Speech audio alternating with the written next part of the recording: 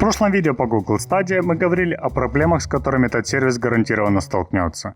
Сегодня же мы обсудим не только некоторые дополнительные трудности на пути облачного гейминга, но и попытаемся разобраться, почему же потенциально это может быть началом нового витка развития гейм-девелопмента.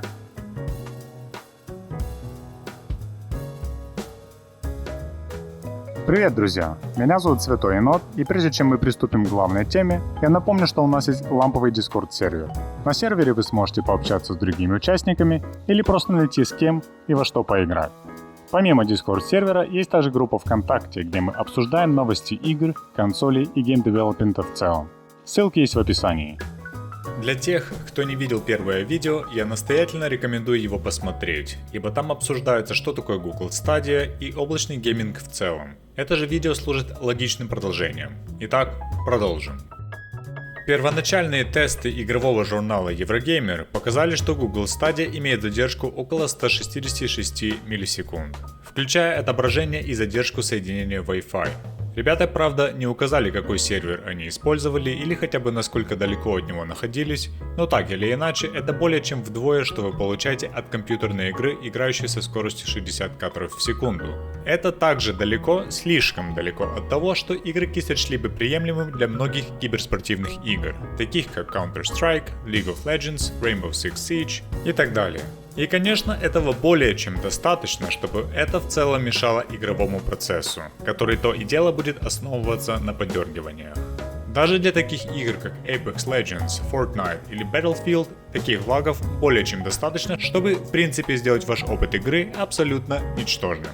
Графическая мощь Stadia, конечно, впечатляет, но в значительной степени это не имеет особого значения, так как конечный результат реального игрового процесса будет полностью зависеть от вашего интернет-подключения к дата-центру Google. Стоит добавить, что Google с помощью новейших методов медиакомпрессии сожмет изображение со своих сервисов до вашего монитора, что в конечном счете при любых раскладах приведет к потере качества изображения. Иногда это будет вовсе незаметно, правда. Тем более, что точные битрейты, которые Google будет использовать для Stadia, пока неизвестны. Но все мы должны понимать, что 4К на диске Blu-ray и 4К в облаке — это на самом деле огромная разница, и качество 4К на Blu-ray будет всегда лучше.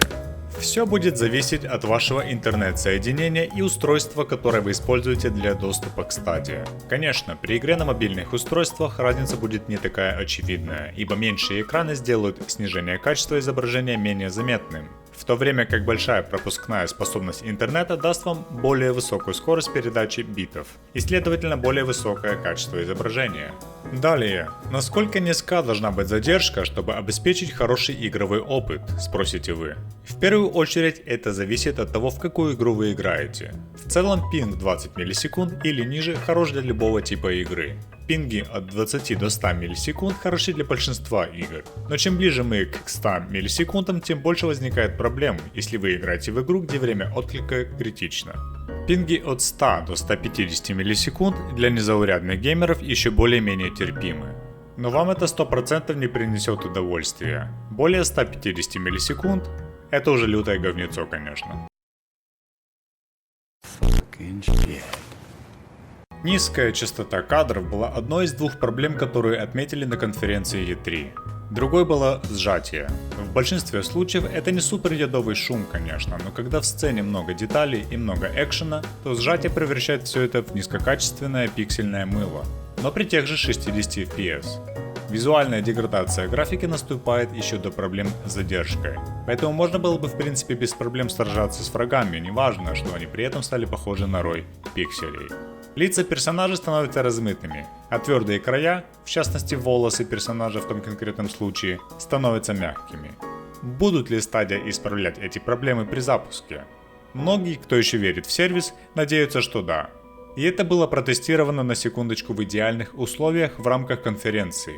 В реальной же жизни для большинства пользователей теоретически все должно быть гораздо хуже.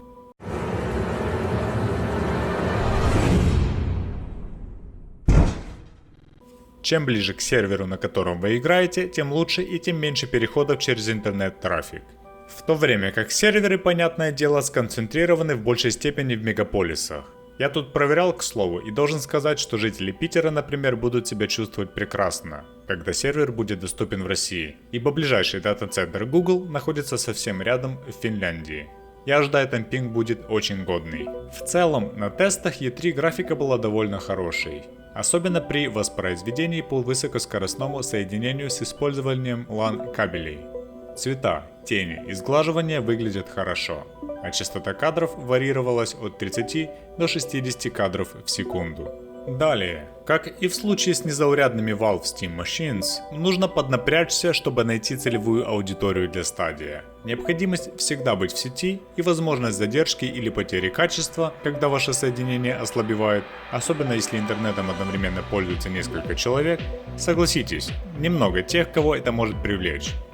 Да, Stadia может предоставить более дешевый игровой опыт, но невероятно трудно поверить, что он предоставит лучший. Да и дешевый здесь тоже очень относительно. Тем не менее, я упомяну, как мне кажется, реальную целевую аудиторию позже.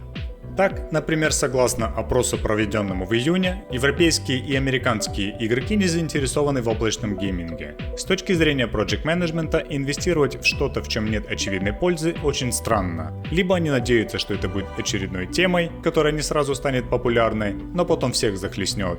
Либо же у них изначально другие цели, и мы должны понимать, что в Гугле сидят очень умные люди. Это те, которые постараются одним выстрелом 4 зайцев убить, не то чтобы 2. Я лично не сомневаюсь в том, что у этого проекта цель не только попробовать вломиться в игровую индустрию на авось. В конце концов, эта цель может быть и вовсе не главная.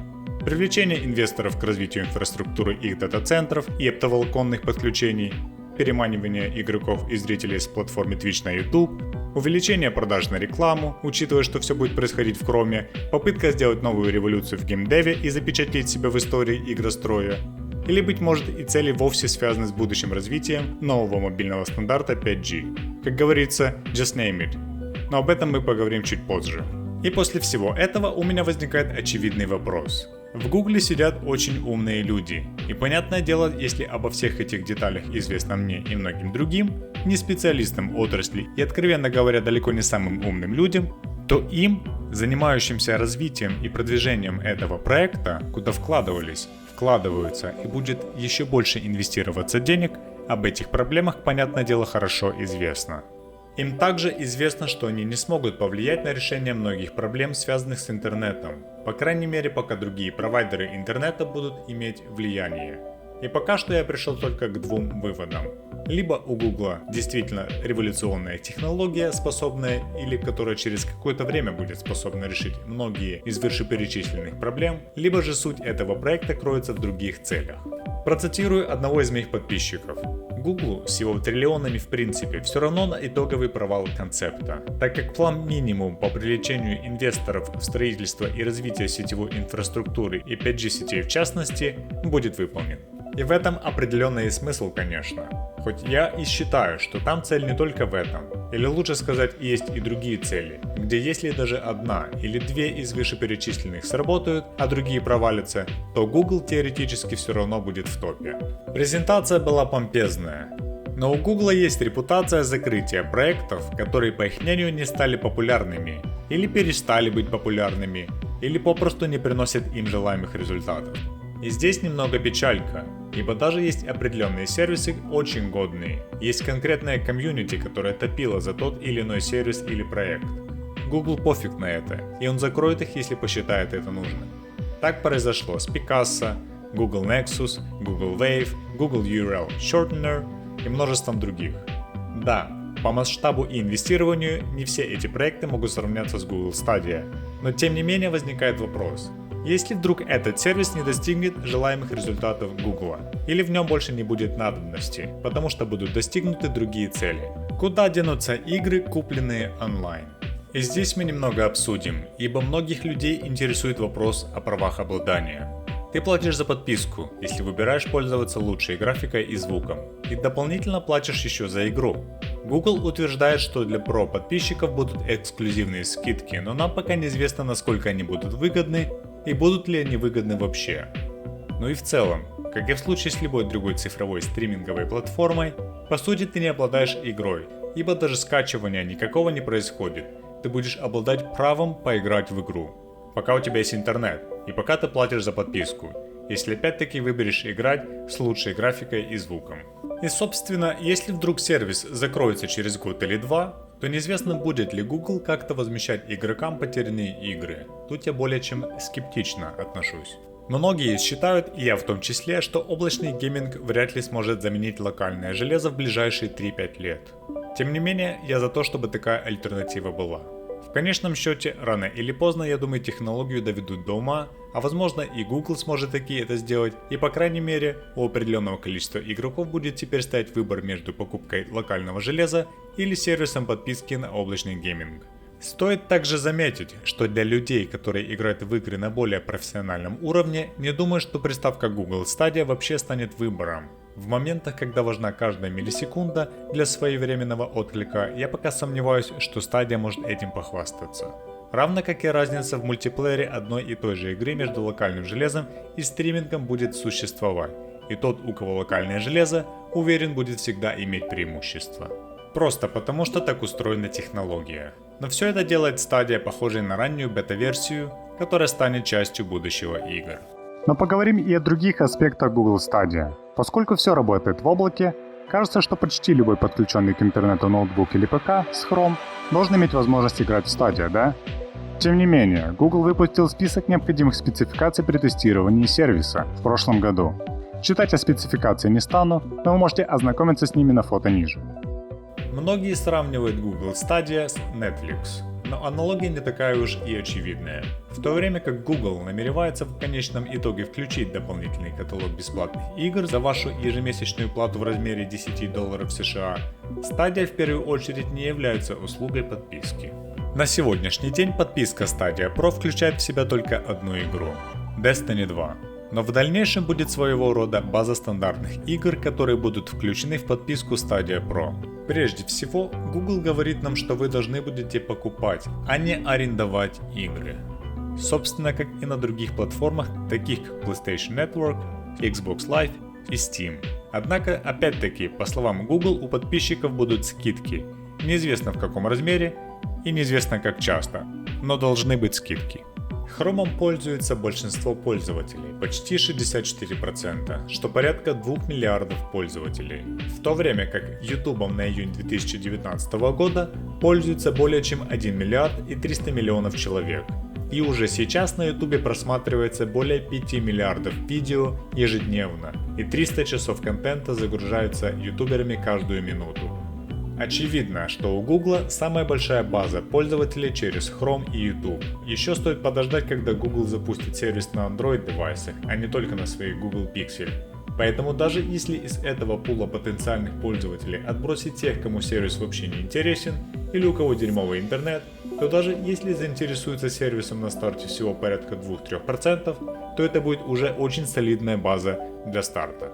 Stadia пока не поддерживает игру через мобильную связь. По словам Дороничева, директора продакт-менеджмента в Google, компания оптимистично смотрит на потенциал 5G и рассматривает новый стандарт как тот недостающий компонент, который поможет в освоении AAA игр на рынке мобильных устройств. Исходя из ранних скоростных испытаний, 5G теоретически должен справиться с как минимум передачей Full HD качества при тех же 60 FPS, что, согласитесь, очень даже круто. Конечно, стоит понимать, что много ты в 5G не поиграешь при любых раскладах, ибо Stadia сожрет весь трафик. Далее, по словам представителя Stadia, в случае разрыва соединения игра остается активной в течение нескольких минут. Если ваше соединение неожиданно возвращается, нужно просто перезапустить игру, в которую вы играли, и вы должны вернуться туда, где вы были. Но вы должны действовать быстро. Если подождете более нескольких минут, Google закроет фрагмент игры, в котором у вас оборвалось соединение, и в следующий раз вы будете возвращены к последней контрольной точке. Stadia сделает все возможное, чтобы предотвратить сбой игры, и даже снизить настройки графики до уровня Майнкрафта, чтобы поддерживать связь, но она не может полностью предотвратить разрыв соединения. Кстати, забавный момент, но Sony, который уже имеет собственный печально известный стриминговый сервис PlayStation Now, который, по их словам, вскоре должен получить серьезный апдейт, имеет также и патент, обнаруженный в мае, в котором описывается принцип работы облачного гейминга, очень похожего на Google Stadia. Подозреваю, что этот патент связан с тем апдейтом, о котором Sony говорила ранее. И как я понимаю, этот патент также имеет отношение к недавнему заключению соглашения о сотрудничестве Sony с Microsoft в облачном гейминге, где Sony более всего заинтересована в использовании майкрософтовских облачных серверов Azure. Сейчас в облачный гейминг суются уже не только аматоры и особые верующие в стриминг игр, но и гиганты отрасли, такие как Amazon, Apple, Netflix уже тоже на игры посматривает, а Walmart, например, это вообще супермаркет, где помимо всего прочего можно еще и овощи, например, прикупить. А Verizon это провайдер мобильной связи, ну и помимо уже существующих Sony, Microsoft и Nvidia. В общем, интересное скоро будущее нас ждет. Ну и давайте все же поговорим о плюсах Google Stadia. Да, я знаю, что вы сейчас скажете. В это сложно поверить, но они правда есть. И их куда больше, чем многие могли бы подумать.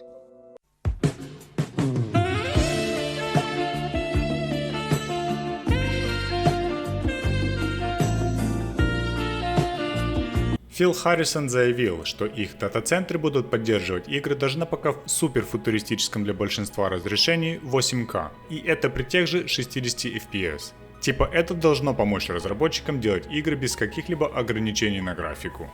Чем же сервис Google Stadia может отличаться в лучшую сторону от уже бывалых игроков на арене облачного гейминга? Таких сервисов как PlayStation Now, Nvidia GeForce Now, Liquid Sky, Vortex и другие.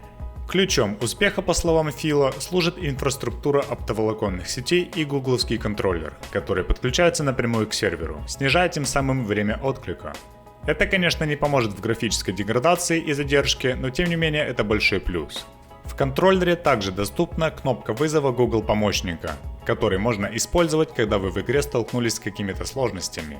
Последняя идея мне, кстати, нравится. Во многих играх мне бы не помешал бы своего рода помощник, который помог бы найти то, что ищешь в игре, или одолеть того или иного босса, так чтобы не останавливать игру и загружать Google или YouTube.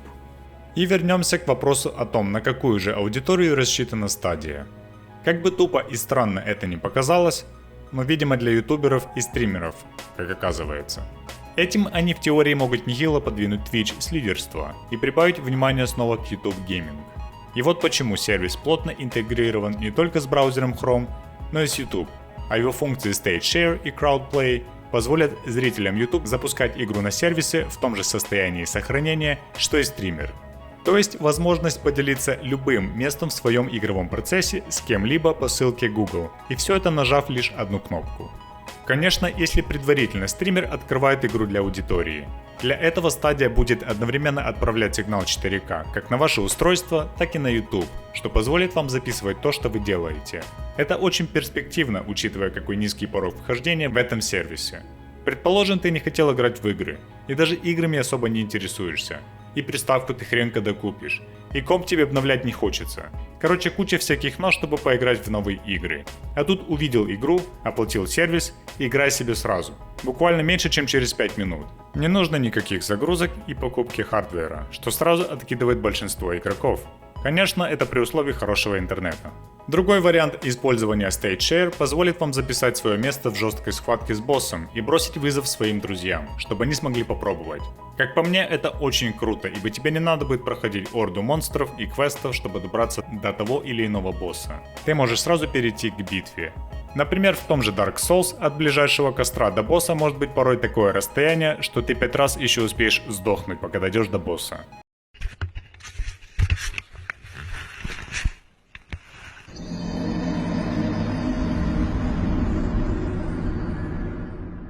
Мне лично нравится эта фишка. Очевидно, что основное внимание здесь уделяется разработке системы, в которой легко играть и которой легко показывать своим друзьям. Ведь здесь есть много перспективных вещей, которые особенно нацелены на молодое игровое поколение. Учитывая, как юнцы любят постить все, что только можно. То количество постов, лайков и ссылок в социальных сетях, которое генерируется каждую минуту, просто поражает.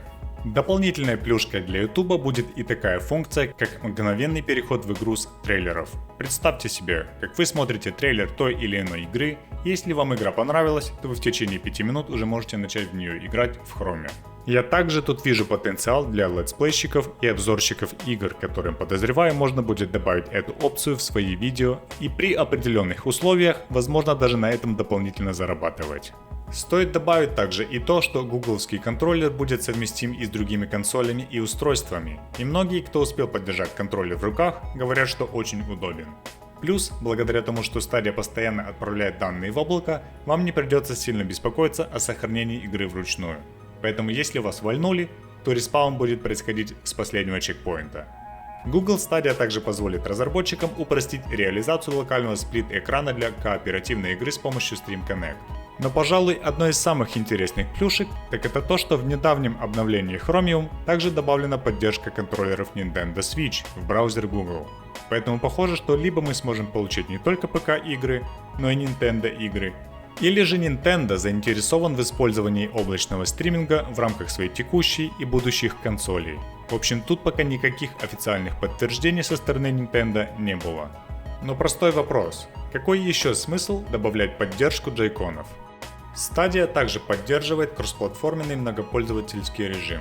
Учитывая, что все происходит в облаке, то технически нет причин, по которым вы не сможете играть против людей, играющих в версиях PlayStation 4, Switch или Xbox One. При условии, что и Nintendo, и Sony, и Microsoft, конечно, сами этого захотят. Что, как мне кажется, вряд ли случится. Хотя я считаю, что развитие геймдева, которое будет построено на соединении всех систем, независимо от платформы, была бы очень крутая идея. Благодаря своему серверному дизайну, Stadia имеет потенциально огромные преимущества перед домашними консолями и ПК. Цель Google по загрузке игр – загрузить любую игру за 5 секунд, и это неизбежно будет распространяться и на загрузку в игре. Для разработчиков необходимость создания игр с ограничениями в 50 и 100 ГБ на диске Blu-ray теперь полностью устранена. Кроме того, размещение оборудования в облаке дает разработчикам фундаментальные преимущества, которые могут изменить игру, особенно для многопользовательских игр и открытых миров, которые сейчас в тренде, как мы можем судить. В стандартной многопользовательской игре, использующей выделенный сервер, клиентское программное обеспечение работает на вашем локальном компьютере, который имеет только очень узкое окно пропускной способности для сервера. Это ограничивает уровень общения и, соответственно, уровень сложности, или лучше сказать, масштабности многопользовательских игр.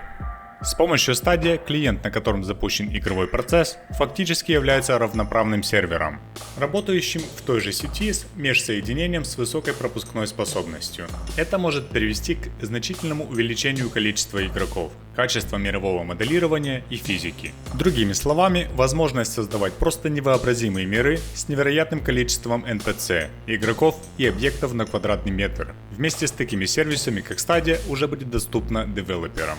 Опишем это в рамках мультиплеерной игры. Такие игры, как Fortnite, на серверах Google смогут поддерживать не 100 игроков, а тысячи. И даже десятки тысяч, потому что серверы, в отличие от консолей, намного легче апгрейдить. Но кому нужно 1000 или 10 тысяч игроков на карте, спросите вы? Это же глупо, правда?